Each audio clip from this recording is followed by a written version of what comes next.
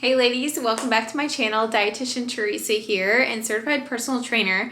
I'm coming at you with a video just to share my simple nutrition for fat loss breakdown, giving you tips that you can take if you've struggled on your own fat loss journey or weight loss journey. Take these simple nutrition tips, apply them to your life now. Don't wait for January 1. Don't wait for the new year, so that you can have this no stress approach to fueling your body with nourishing foods that make you feel energized, have better sleep, perform better in the gym, and as a domino effect for what you're going for, typically in a fat loss journey, and more ideal body composition. And what that means is when we lose fat, we're gaining muscle in the process, and in that body recomp phase to where we are building your body to be more of a metabolic powerhouse, so to say. Muscle is that piece that we need as women, as humans, for that longevity that we're all after. You know, like, I want to live longer. I want to see my grandkids grow up. I want to experience and travel the world when I retire. We need to start now. Wherever you are at right now, you can start here. Tune in. I got some great tips.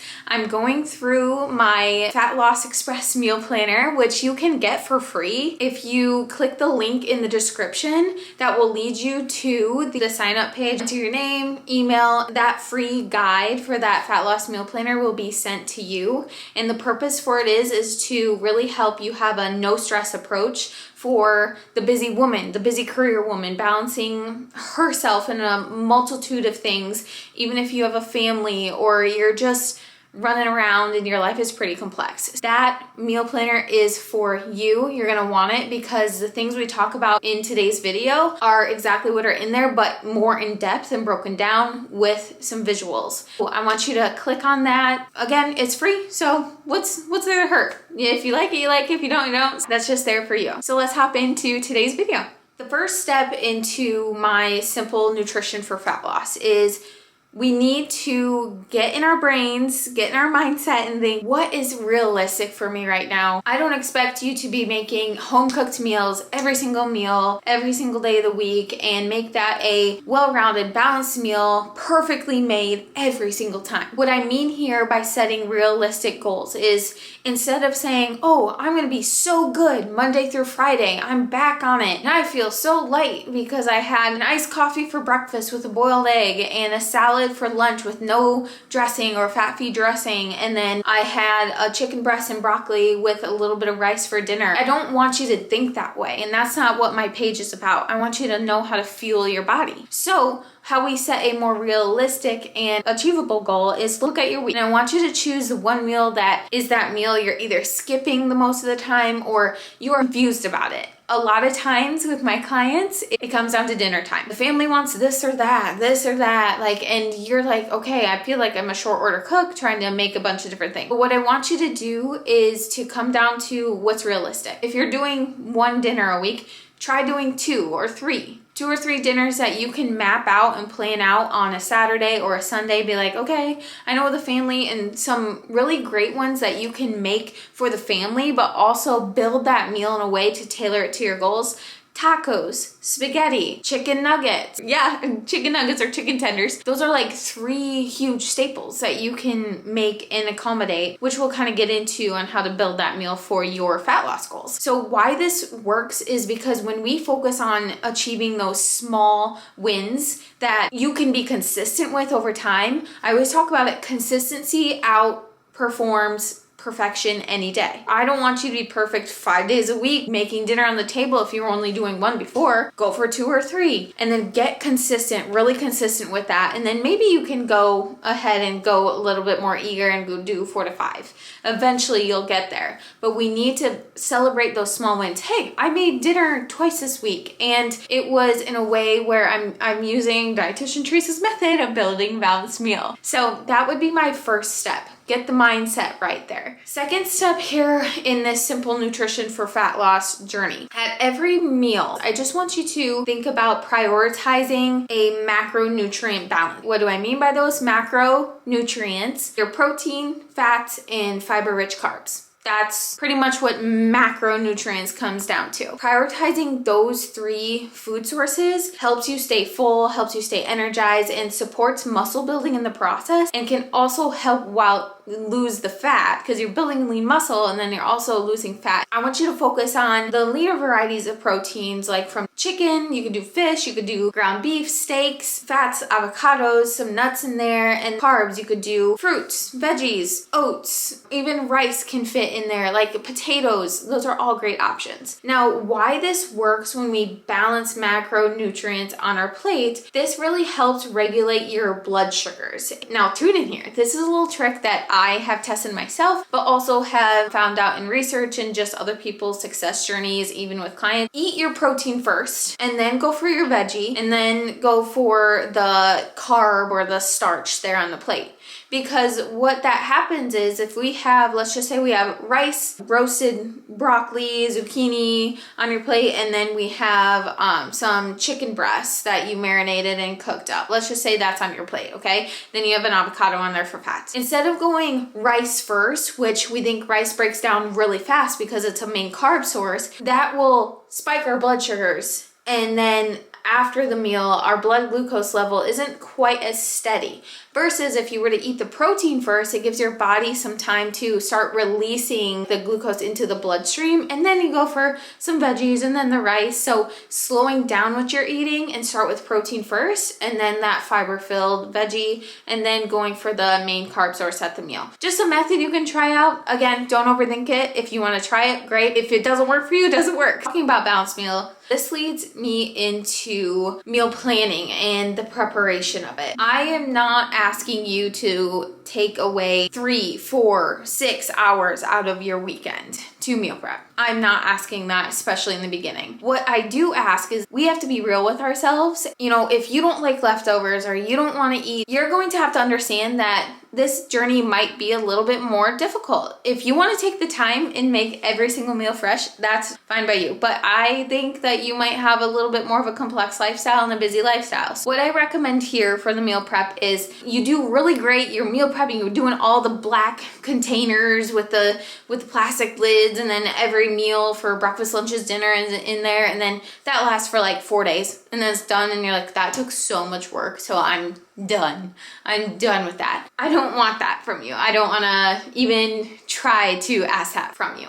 What I want you to start with is I want you to choose a protein. So whether that be chicken, beef, steaks, batch prep that. So you're gonna make a bunch of that one protein up at the beginning of the week. Second thing is choose some non-starchy vegetables that you can batch prep as well. While the protein's cooking, you're cooking veggies in the oven, like whatever's the easiest method for you. That could be like a California blend or a stir-fry blend, or it could just be your favorite vegetable, broccoli, cauliflower, whatever that be. Those two are oftentimes the ones that take the most prep. The carb source is something we can make pretty easily. If you noodles, rice, potatoes, those are fairly easy to make right on the spot if you need to. Also prep one carb source too. Like I do a huge sheet pan of roasted potatoes or roasted sweet potatoes, or I'll do batch cook a bunch of basmati rice in the rice cooker, put that in the fridge. Make it easy on yourself. Prioritize the protein source and the veggie source, and you can add that to your meal. So for example, if your kids love mac and cheese, okay, mac and cheese, if you have mac and cheese for dinner with the kids or eating mac and cheese and hot dogs, your body does not really need the mac and cheese and hot dog. Your body sure needs the carbs probably, but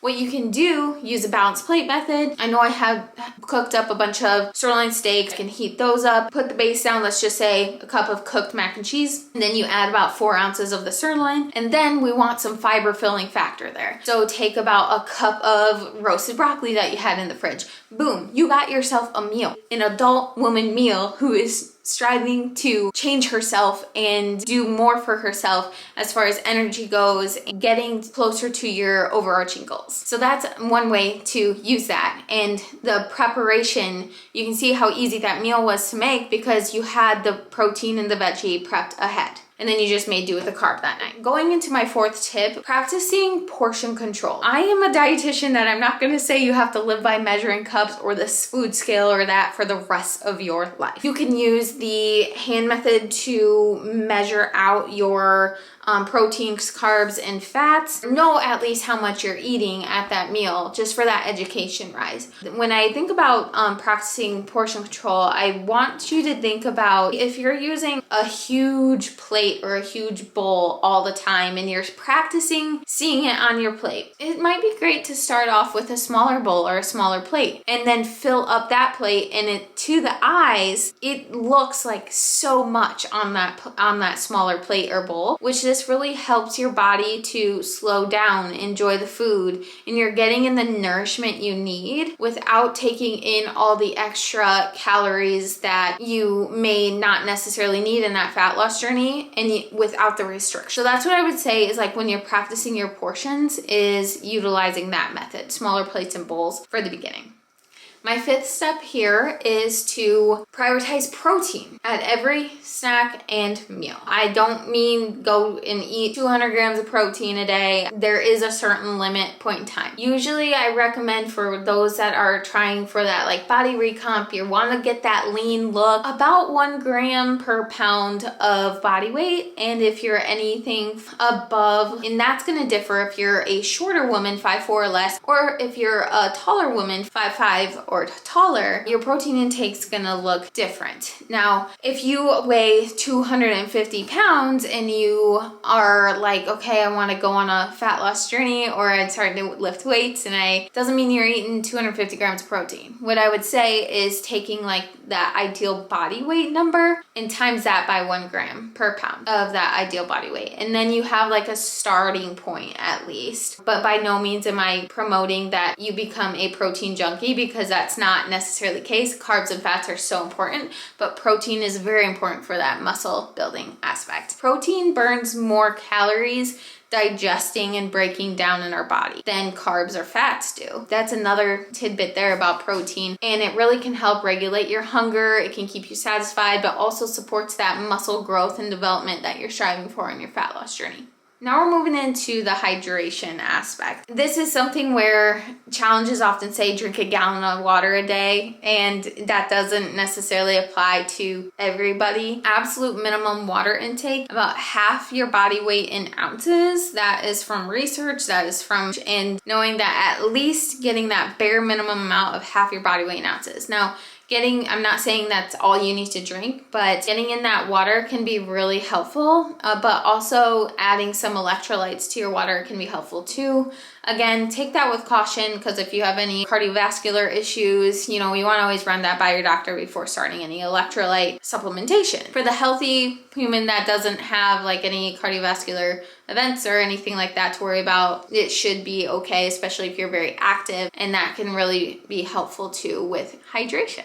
My seventh tip here is to plan for flexibility. Allow for flexibility and be adaptable. Get curious. What works for me? What doesn't? Have simple go-to options in your fridge and pantry that you feel great in, is nourishing your body. And when things don't go as planned, you end up staying out later than you thought, and you get hungry and you're like, oh, I had dinner made, but now we're gonna be out till 8. We might as well just pick up something. It's not the end of the world if you have to go through, make some modifications out to eat. Be flexible with that. This adaptable mindset helps combat the all or nothing. And we don't need the all or nothing, because that just leads to this constant spiral of I need to be perfect, otherwise what's the point? There is a point to this, but you have to get in your head, I am committed to myself. I can give myself an ounce extra effort today. You got to do the work, and you got to be consistent. Plan for flexibility, be adaptable, get curious on what's going to work for you, what doesn't, learn from it and grow from it. My last tip here would be track your progress, but without the obsession. Now, I'm saying this trying to put out there, track non-scale victories other than just hyper focusing on the scale. Are you lifting more in the gym? Do you find that you have better stamina or endurance? You have better energy, improved digestion, your sleep is better, you're not as irritable during the day, your clothes are fitting better in areas that haven't been fitting right, your physical appearance, taking progress photos really helps. When you're starting to alter your nutrition bit, take weekly progress photos and take measurements. If you have a body composition analysis, like scale at your gym, say about every 4 weeks, just to see where you're at if you're really serious about a fat loss journey. And those are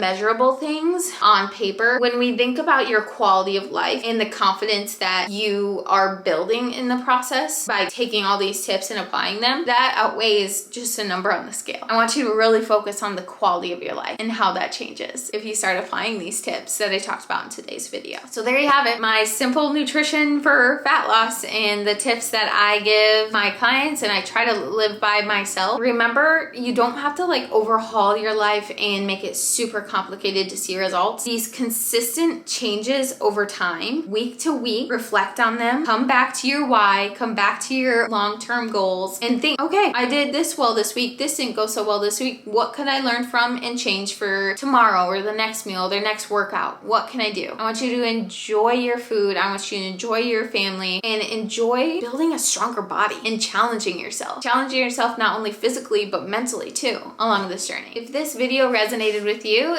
you can go ahead and give it a like, and you can subscribe to my channel if you want more women's health and fitness tips for fat loss, focusing on nourishing your body, challenging yourself, staying committed to yourself, and working on becoming 1% better every single day. I'm so glad you're here and took the time to watch this video. I hope you stay strong, stay nourished, and I'll see you in the next one.